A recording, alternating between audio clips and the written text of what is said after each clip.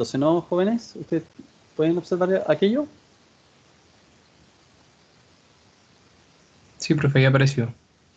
Muchas gracias. Voy a compartir pantalla. Perfecto. Ok, entonces, eh, esta, esta verificación es una verificación que uno debiese realizar cuando tenga una conexión de aplastamiento. ¿Qué duda cabe que si tengo una conexión de aplastamiento también debería analizar la fractura de la dianeta que ya aprendimos a calcular y también el bloque de corte? ¿Ya? Tengo que analizar, si tengo una conexión de aplastamiento, debería analizar esas situaciones. La fluencia del área bruta, como les dije, normalmente está asociada a ya sea una placa o ya sea al perfil, donde toda su área está trabajando, entonces no está vinculada a las perforaciones directamente. Eh, bueno, yo les decía que hay algunas cuestiones que debemos respetar para que esta conexión funcione como tal. Y están indicadas acá. No me voy a extender mucho, pero ¿qué podemos decir? Que el espaciamiento entre las perforaciones estándar, entre los centros de las perforaciones, en rigor a nosotros lo que nos interesa son las distancias entre los bordes de las perforaciones, pero es más complicado de determinar. Lo más rápido de determinar es decir cuánto es la distancia entre el centro de una perforación y el centro de la otra perforación. Entonces, la ICC señala que con una distancia de 3 veces el diámetro del conector, esta hipótesis andaría bien. Así que no podemos tener espaciamientos menores a 3 veces el diámetro. En rigor, siendo más preciso, la ICC señala que es 2 tercios veces, 2,2 tercios veces el diámetro. Pero se prefiere una distancia de 3 veces el diámetro, así que consideremos esto. Esa es la recomendación. ¿Cuál es la distancia mínima que se puede tener entre la perforación, el centro de la perforación y el borde de la placa conectada? Cuando hablamos de borde me refiero a esto, me refiero a este borde, esta zona, de aquí a acá, esa distancia. Eh, Está tabulado también. Esta es importante porque se producen cosas muy extrañas cuando no respeto esa distancia, ¿no? O sea, se producen fallas, pero que no son tan fáciles de calcular una resistencia nominal a eso, ¿no? Porque se producen en los bordes y en los bordes hay hay una zona donde los niveles tensionales tienen que equilibrarse de un modo distinto a cómo se equilibran en el resto de la placa, ¿ya? Bueno, entonces hay que respetar estas cosas. Acá señala, por ejemplo, que para un perno pensemos, de 27 milímetros de diámetro, 24 milímetros de diámetro, un M24, eh, la distancia entre el centro de la perforación y el borde es 30 milímetros. Eh, para un perno del 16, la distancia entre el centro de la perforación y el borde es 22. Acuérdense que del centro de la perforación al borde de la misma perforación, si este perno tiene un diámetro de 16, entonces la distancia hasta el borde de la perforación, diríamos esto, para que lo entendamos bien. Tengo, esta es la perforación, la placa más, ahí sí.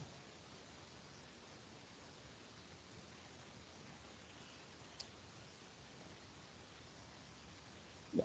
Esa es la perforación y este es el perno. Ah, bueno, el perno.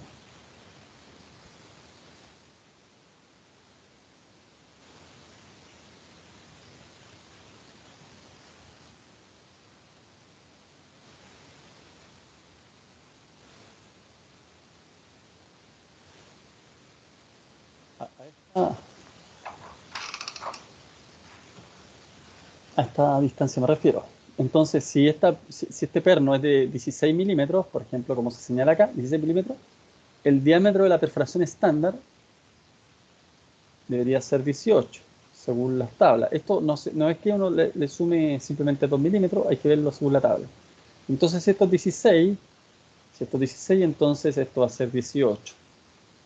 Bueno, la distancia entre el centro de la perforación y el borde permitido es 22, el mínimo. 22 milímetros. Y en rigor lo que nos queda como de carne de esta conexión, o sea, de esta, bien digo, la carne entre la separación entre el borde vendría siendo 22 menos 9. Entonces eso sería 11. Ah, bien, punto. Sí, bien digo, 11 milímetros. Porque esto sería 9 milímetros. Ah, que estoy haciendo las cosas mal, discúlpame. 13 milímetros, ¿no? Sí, profe. Sí. Sorry, por eso algo no me cuadra. Ya. Entonces, pero la información que entrega la ICC es la distancia entre el centro de la perforación y el borde de la placa. ¿Qué es esa? O esta data. Entonces hay que respetar aquí. Aquí hay algunas orientaciones respecto a cuándo usar una y otra, pero desde un punto de vista constructivo, y por supuesto que si se va a construir, me refiero al tipo de perforación, o balada corta o balada larga, si se va a construir así hay que calcular en función de esa situación, asumiendo que si fuera una ovalada larga va a haber un nivel de deformación inicialmente para poder ubicarse el perno. Eso no es parte de la resistencia, para determinar la resistencia, pero es bueno saberlo, ¿ya? Eh, pero no tenemos solamente ese tipo de conexión, ya algo le adelante. La conexión anterior, el perno estaba trabajando. Ahora existe este otro tipo de conexión donde ustedes probablemente van a sostener, pero el perno de igual modo está trabajando, sí, pero de una manera distinta. Si yo estoy aplicando un torque en la tuerca y la cabeza del perno, un torque tal que genera que las placas puedan comprimirse bastante, va a ser esa compresión la que va a originar una fuerza de roce entre las placas que va a impedir que esto se deslice para acá. Entonces, lo que está oponiendo resistencia no es el perno de manera directa, sino más bien la fuerza de roce generada en estas placas. Esa fuerza de roce tiene una resistencia nominal aparejada, y que es la que está expresada acá, que está vinculada al roce, no es otra cosa. Ahora, ¿el perno trabaja o no trabaja? El perno no está trabajando al corte. El perno está trabajando en tracción porque al torquear yo la tuerca, al apretar, estoy estirando el perno. ¿Me siguen? Si yo estoy presionando dos placas con un perno que lo estoy torqueando, estoy apretando, entonces voy a desarrollar en el largo del perno una deformación que es de una deformación axial y en consecuencia va a originar un nivel tensional, ¿ya? Entonces, el nivel tensional va a afectar al perno en su dirección axial. Entonces, el perno está trabajando en tracción, no está trabajando al corte. Es más, yo pudiera tener una conexión de este tipo que les estoy mostrando ahí, en la que podría tener una cosa así como, no tengo más espacio, así. Imagínense esta placa de acá, esta placa de allá, y tengo, imagínense esto. Estoy haciendo la perforación.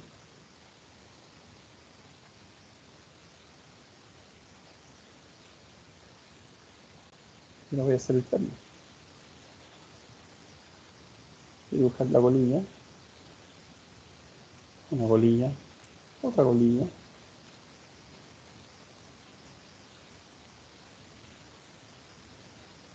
la cabeza del perno, la tuerca.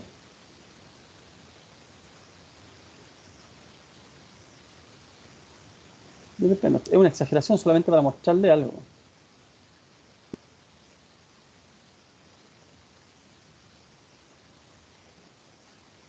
Yo les estoy mostrando que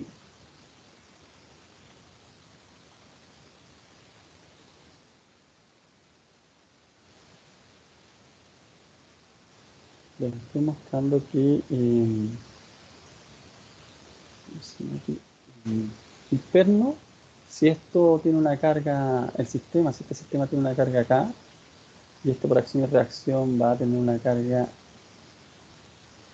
ahí, el perno no está entrando en contacto con los bordes. De hecho, no es la idea que entre en contacto. Pues si entran en contacto tampoco es tan tremendo, pero no se busca que entre en contacto. Porque la resistencia en realidad la están ofreciendo, como bien decía el monito, el dibujito, la está ofreciendo este plano. Este plano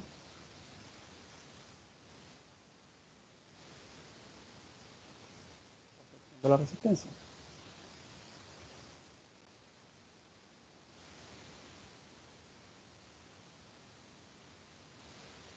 Espero que se entienda.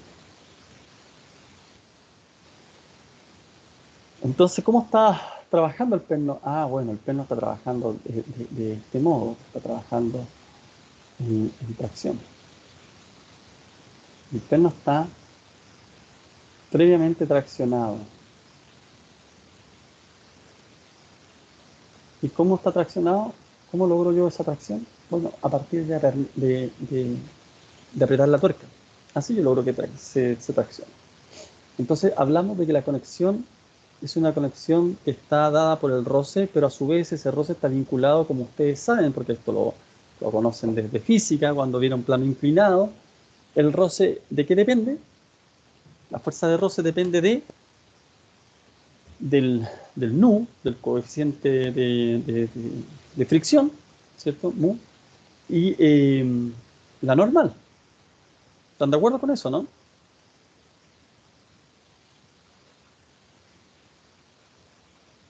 Sí, La profe. fuerza de roce es el mu por la normal. Bien. Y en este caso normal va a ser equivalente a la tracción del perno. ¿Por qué? Porque naturalmente, ¿cómo estoy comprimiendo las placas? Con la misma fuerza que estoy traccionando el perno, ¿cierto? Si el perno está traccionado, o sea, si yo estoy apernando, estoy apretando la tuerca, el perno empieza a traccionarse, chuta, me empieza a agarrar un nivel de un nivel de carga, ¿ya? 10 toneladas el perno. No, no, bueno, sí, puede ser también, 10 toneladas. Eso quiere decir entonces que las placas están comprimidas a 10 toneladas, por equilibrio de fuerza, eso tiene que ser así. Entonces la normal va a ser 10 toneladas. Y el MU, o sea, el MU va a ser ¿cómo se llama? El coeficiente de roce entre estas placas. ¿Cómo lo plantea la resistencia nominal? Lo plantea del mismo modo. Claro, uno dice, chuta, pero aquí hay más variables. No, es lo mismo. Aparece el mu, ¿ya? Aparece un DU, un HF, que podría ser distinto, y un NS que tiene que ver con los planos, ya vamos a hablar de eso, y aparece el tau, o sea, el T sub B. T sub B es la pretensión que tiene el perno. Pretensión no es que el perno venga pretensionado desde fábrica y después lo voy a poner en estas placas. No, no. Se refiere a de que, ¿por qué se habla de pretensión? Es porque es una tensión que está puesta antes de que la conexión empiece a trabajar. Claro, porque yo aprieto, ¿ya? Aprieto hasta lograr un torque adecuado para que el perno tenga va a tener una tensión X, que yo la puedo controlar, puedo saber esa tensión cuando estoy trabajando con este tipo de conexiones. ¿Ya? Normalmente el 70% de la resistencia del perno, de la resistencia, digamos, a la falla del perno. Eso es lo que uno considera como la tensión. Y a ese nivel tengo que yo tensionar ese perno. O, dicho de otro modo, tengo que aplicar un torque a las tuercas de manera tal que alcance esa tensión. ¿Cómo sé eso? Bueno, hay tablas de torque y hay tablas de tensión. Entonces, en la construcción trabajan con la tabla de torque. Y nosotros desde el diseño trabajamos con la tabla de tensión. ¿Ya? Y hay un link entre unas y otras, pero que nosotros no lo vemos, pero lo importante es que existe esa figura en la cual el constructor que está desarrollando esta conexión sabe a cuánto tiene que torquear el perno si se trata de una conexión de este tipo. Entonces, vamos a tener una conexión en la cual la normal es, como les decía, la tensión del perno, o sea, la pretensión del perno, entendida esta como una fuerza, no como una tensión superficial, no me refiero a eso, me refiero a una fuerza, la fuerza que tiene de tracción del perno. Entonces ahí está el T sub B. Fíjense una cosa, aquí aparece un phi que es variable. y un omega que es variable para el diseño en LRFD y para el diseño en ASD. Son variables. Eso no lo habíamos visto en ninguna conexión. En el resto de las conexiones los phi y el omega no eran variables, son constantes. Era, por ejemplo, en esta, era el phi es 0,75 y el omega es 2, en el aplastamiento. No voy a recorrer las que estaban atrás, pero no eran variables. Entonces ya es variable. Entonces tenemos esta expresión. Esta expresión tiene, como les decía, el mu, el coeficiente de roce promedio para superficies. Naturalmente, si yo tengo una placa que tiene grasa, el mu va a ser bajísimo, ¿cierto? Si tengo grasa en la interfase. Si tengo una placa que tiene una terminación para que tope el acero contra el acero, uno podría decir, chuta, pero es que eso a lo mejor es muy liso y en consecuencia va a deslizar. No, estoy ahí, es mucho mejor una condición como esa, a que tenga una pintura que uno dice, es rugosa, sí, pero se va a descascarar. Frente a un nivel de carga importante, eso se va a ir, digamos.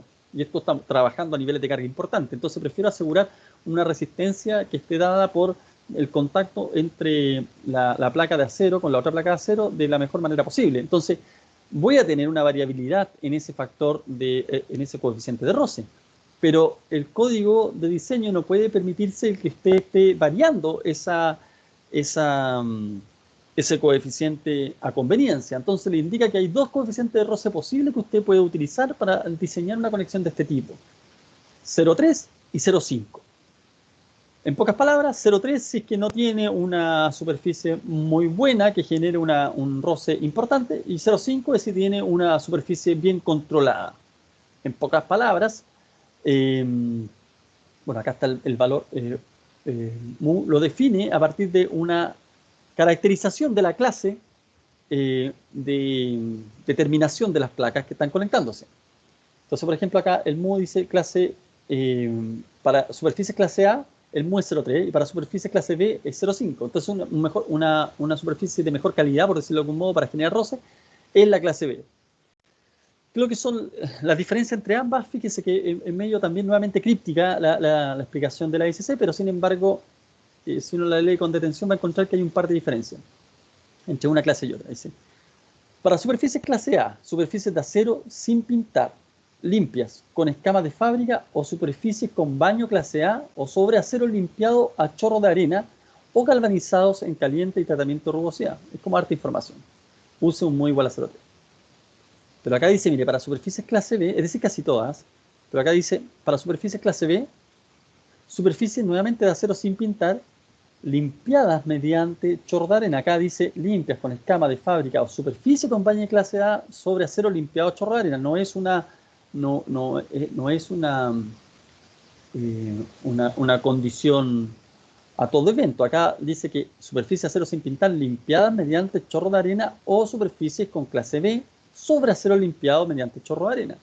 Entonces, acá es con chorro de arena, es un limpiado profundo, es una limpieza profunda del acero. En dicho caso, estoy trabajando con un mu igual a 0,5. De otro modo, tendría que trabajar con un mu 0,3. Luego viene un DU, un HF y un NS. ¿Y por qué lo separo del T sub B? Porque en nuestra expresión de la fuerza de roce es mu por la normal. Tenemos ya definido el mu, y la normal es T sub B. Esa es la normal. Entonces, ¿por qué están estos? Bueno, son escalares que van modificando van tomando en cuenta la variabilidad de esta normal en función de las características de la conexión. Entonces, me explico. El D sub U, ¿qué es lo que es? Es un factor que refleja la razón de pretensión media del perno instalado y la mínima especificada del perno. Si yo tengo una especificación para esa tensión, donde le digo a usted, mire, calcule esta resistencia nominal considerando el 70% de la resistencia del perno, que es lo que señala la ICC, eso va a decir, por ejemplo, que su T sub B, este T sub B, va a ser igual a, le voy a poner un ejemplo, 7 toneladas. Entonces, cuando llegue a la construcción, cuando llegue al montaje, van a apretar para generar 7 toneladas. Pero no lo van a dejar con 7 toneladas. Lo van a dejar siempre con un poquito más. A veces con un poquito menos, pero siempre va a andar ahí. ¿Y dónde está el promedio estadístico? O sea, no el promedio, sí, el promedio estadístico en realidad está en ese valor, pero multiplicado por, o sea, están en ese valor de la resistencia especificada del perno, multiplicada por un factor que toma en cuenta esa variabilidad entre los distintos torques que uno podría aplicar. Por eso que se trabaja con 1.3, porque el promedio estadístico sería como un poquito más arriba que los especificados. Eh, bueno, ahí está señalado. Este factor es un parámetro derivado del análisis estadístico para calcular la resistencia nominal al deslizamiento de promedio estadístico desarrollado como una función del método de instalación y la pretensión especificada mínima. Bueno, súper claro. Luego tenemos el factor H sub F, que es un factor referido a los rellenos. ¿Qué es lo que son los rellenos? Son las planchas que a veces tengo que poner para poder materializar la conexión. Probablemente aquí no se ve muy bien, pero se las voy a mostrar acá.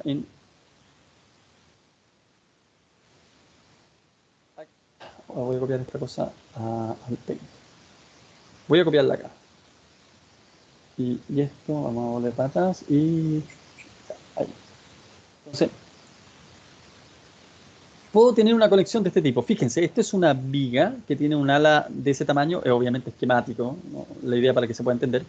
Y tengo un ala de este otro tamaño.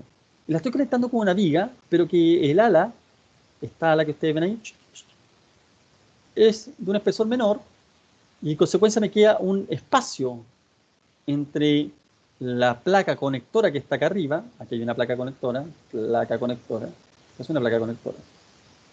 Me queda un espacio entre la placa conectora y el ala inferior de esa viga. ¿Cómo lleno ese espacio? Bueno, le incorporo entonces un relleno. Y ese relleno está ahí. Lo mismo acá abajo. Se pudiera hacer que solamente sea arriba, da lo mismo. El punto está que le estoy incorporando un relleno. Entonces, lo azul es el ala y lo verde es la placa conectora.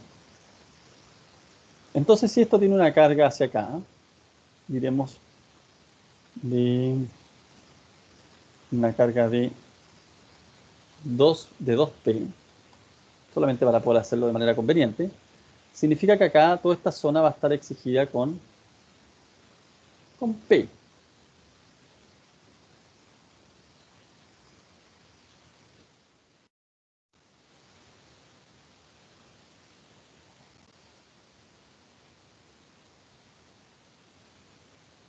Bueno, ahí sí, yo creo que se entiende. Entonces, si le incorporé una placa, y los pernos tienen una pretensión, la existencia de esta placa al medio, algo va a generar, algo de ruido va a generar. Pero, según la especificación de la ICC, si solamente tengo una placa, el ruido que genera no es tan relevante. Y por eso es que determina que el H sub F, este valor asociado a los rellenos, sea igual a 1. Entonces, si no tiene rellenos, como el caso acá al lado derecho, acá no tengo relleno, o tiene rellenos pero solamente un relleno, acá arriba tengo un relleno, porque los pernos están, este análisis se hace en función de cada plano de trabajo. Aquí hay un plano y acá hay otro plano, entonces tengo que analizar el problema acá. Acá tengo un puro relleno y según el AXC no es muy relevante el que tenga un relleno, así que le da lo mismo para el efecto de calcular la resistencia nominal, no la castiga. Pero si tengo más de un relleno, que es el caso del lado derecho, el lado derecho, mire, es la misma situación, solo que no encontré una placa de ese tamaño y encontré dos plaquitas, entonces le puse dos placas, así. Entonces en dicho caso, el AICC le dice, mire, sabe que no puede ocupar un factor de 1, tiene que disminuir un poco la resistencia porque en realidad no es que yo esté disminuyendo por un factor de seguridad, jóvenes, estoy disminuyendo porque en la realidad yo puedo haber especificado un nivel de ¿cómo se llama?, de pretensión al perno y la voy a alcanzar, pero probablemente por la existencia de estas placas se va a originar un acomodo y en consecuencia la carga prontamente se va a perder, no voy a tener ese mismo nivel de carga, ¿ya? No se pierde completamente, pero voy a tener algo así como un 0,85 o un 85%. Y por eso que trabajo con con un h sub f igual a 0,85. Insisto, no es que esté castigando esto porque eventualmente puede ocurrir eso, no, es porque estadísticamente es lo que ocurre. En consecuencia, hay que hablar de lo que es y no de lo que uno quisiera que fuera. Lo que es que la resistencia nominal como tal, en realidad ahí tiene un 0,85 de carga en esa condición. En ese perno, en realidad va a tener un 85%, el 85% de lo que yo ya torqué. ¿Ya? Y si yo torqué para alcanzar un 70% de la resistencia, entonces va a ser un 85% de eso. Luego tengo este factor N sub S. Bueno, ya voy a hablar del Tau B. El factor N sub S, que es el número de planos de deslizamiento. Porque en la condición de arriba tengo ¿cuántos planos de deslizamiento? Tengo un plano de deslizamiento. Uno tiende a equivocarse acá porque dice, tengo una plancha de relleno, entonces tengo un plano de deslizamiento y otro plano de deslizamiento. No, el plano de deslizamiento es este conjunto sobre esta placa.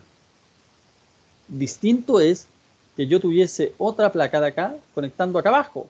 Ahí tendría dos planos de deslizamiento, pero tengo una placa arriba nomás. Tengo un puro plano de deslizamiento. No tiene que ver con los rellenos, porque acá tengo más relleno y sigo teniendo un puro plano de deslizamiento. ¿Ya? Entonces, lo mismo pasa acá abajo, qué sé yo. ¿Ya? Bueno, es importante tener conciencia de esto, los planos de deslizamiento. Luego tengo el factor T sub B, Profe, que no es el entonces, cuéntame. disculpe, como conclusión sería la placa con el conjunto de, considerando, o sea, la placa como que va a unir con el conjunto de entre la viga y los rellenos que yo le vaya poniendo.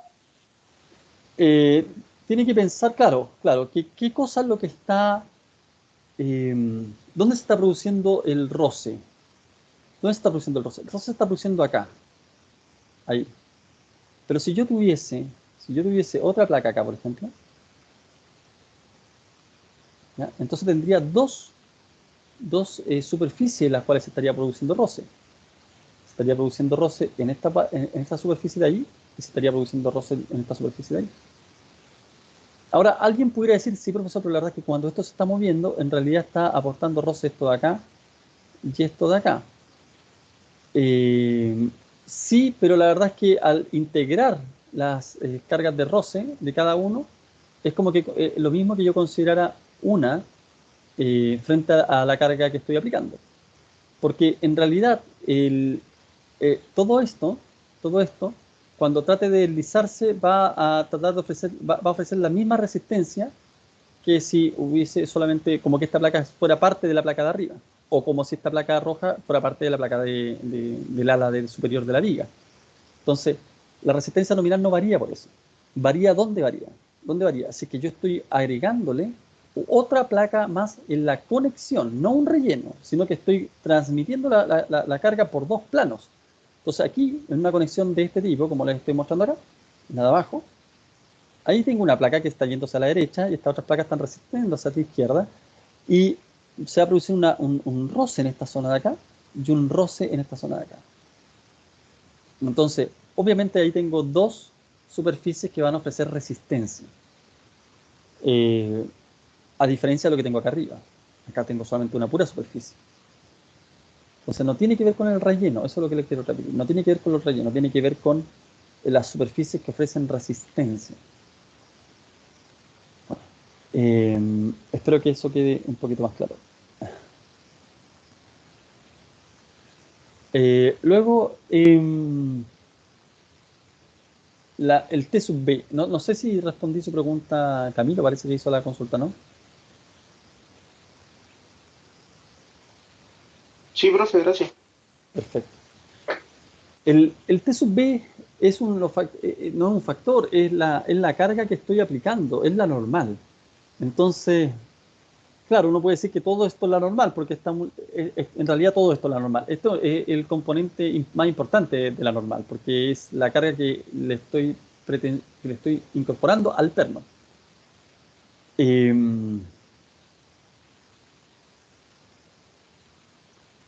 La carga que estoy incorporando al perno. Entonces, eh, esta tracción está especificada, jóvenes. está indicada en el AISC. No es una tracción que a uno se le ocurra. No es que tenga un perno que resiste 10 toneladas y digo ya, ese tau B lo voy a considerar en 8. No es así. O sea, no es tau B, es T sub B. No es que lo considere de manera arbitraria. Entonces, ¿dónde está especificado? Bueno, el AISC tiene esta tabla. Es una tabla donde pone la tipología de los pernos y la resistencia de los pernos. Pero esta tabla tiene tipologías de perno, o sea, la tipología, los diámetros de los pernos y las calidades de los pernos. Entonces acá tiene pernos, por ejemplo, los tipos A325 y los pernos A490, y para eso le entrega a usted directamente cuánto es la pretensión mínima que usted debe considerar ahí. La pretensión mínima es T sub B, eso es T sub B, la pretensión mínima. Entonces, para un perno M16, esa pretensión debería ser para un perno M16, es decir, de 16 milímetros de diámetro con una calidad de A325, esa pretensión debería ser 9,28 toneladas.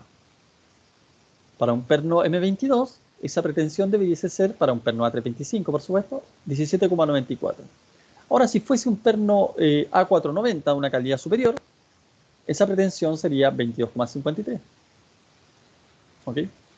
Entonces, esta tabla es muy útil porque nos entrega inmediatamente cuál es la pretensión. Pero si eventualmente tengo un perno de una calidad distinta, yo debería ocupar o un perno que no está especificado acá. En realidad aquí están especificados los pernos métricos, pero están los pernos en pulgada, digamos, y que son, claro, son similares a esto, pero de repente hay pernos entre medio. ¿Ya? Entonces, ¿cómo lo calculo eso? ¿Cómo calculo si tengo calidades distintas? Bueno, simplemente digo que es igual a 0,7 veces la resistencia última de los pernos redondeada al valor entero más cercano. Entonces, yo puedo calcular la resistencia de los pernos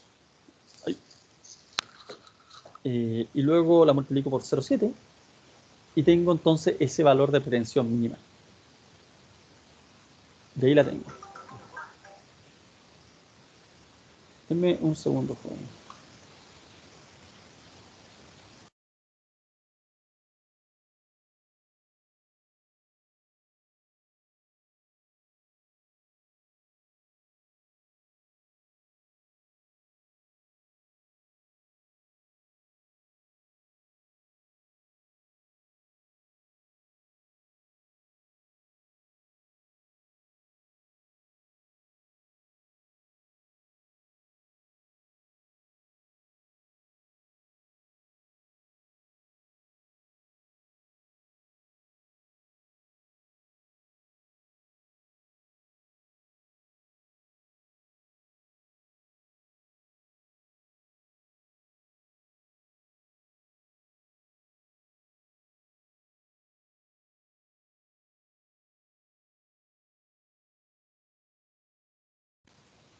Ya, discúlpenme, joven. Entonces, con estos valores que hemos hablado, puedo construir esta resistencia nominal.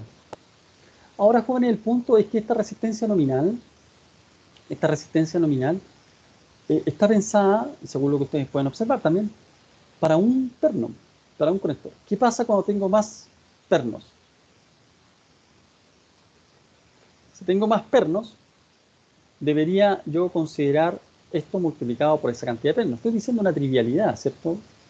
O a alguien le parece algo insensato aquello. Bueno, se los comento por qué.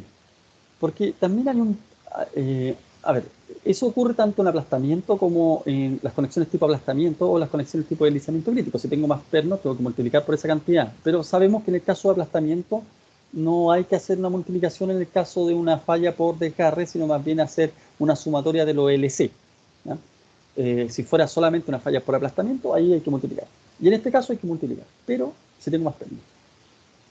Pero también ocurre que este tipo de fallas a veces se encuentran,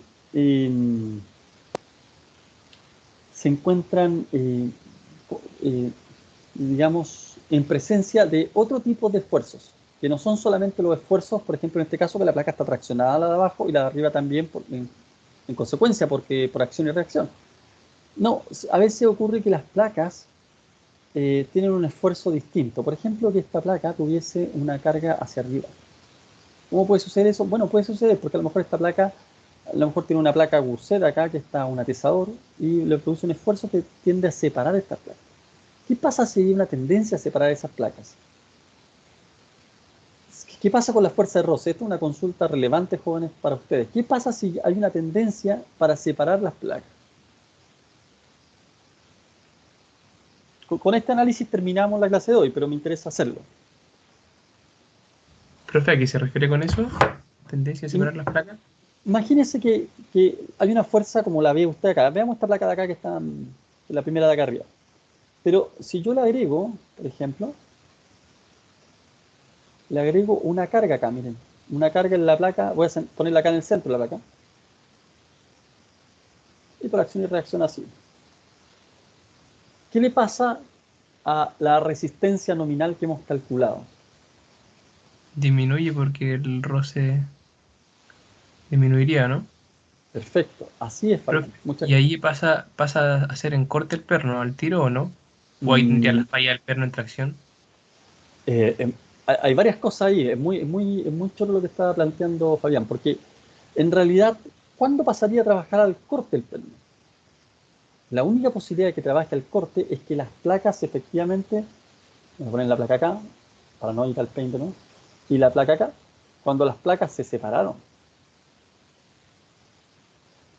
Cuando las placas alcanzan un nivel de carga que las está tratando de separar, tal que efectivamente las separa, entonces ahí los pernos empiezan a trabajar todos al corte.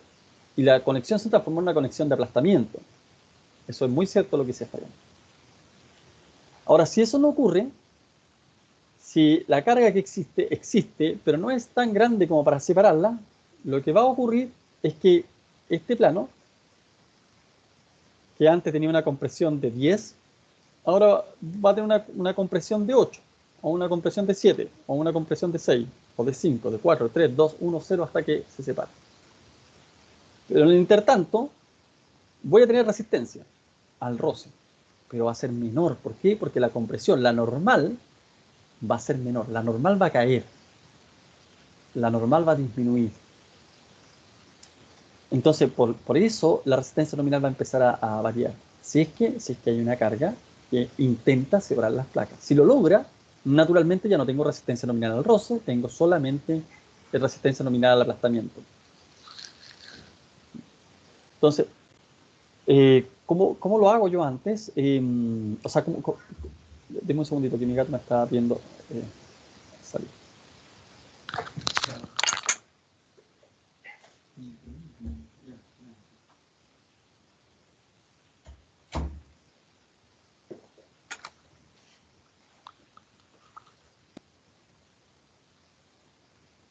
Entonces, bueno, eso lo vamos a ver la próxima clase. Vamos a ver soldadura también. Y la próxima clase, cosa de partir la siguiente con compresión. ¿Ok, jóvenes? Ya, profe. Ya, bueno, jóvenes, espero que tengan un buen término de semana, de verdad. Y que nada, pues ojalá que estén sus cosas bien a nivel familiar y ustedes mismos, por cierto. Y que no estén muy abrumados con las clases, que estas cosas, si uno asiste a clases, probablemente es el mejor ejercicio, porque eso les va a significar estar más atento a lo que se pueda preguntar en una prueba o qué sé yo. Entonces, con tranquilidad. Ya, yo voy a tener una reunión el día de hoy con el profesor de taller para que vayamos equilibrando las cosas que él le está pasando y todo eso, y con las cosas que yo también les estoy entregando acá, ¿ya? Para que sepan. Un abrazo, los dejo, espero que tengan un buen término del día y de semana. Cuídense. Ya, profe. Gracias, Que esté bien. profe. Chao, profe. Chau, chau. Chao, profe. Chau, chau.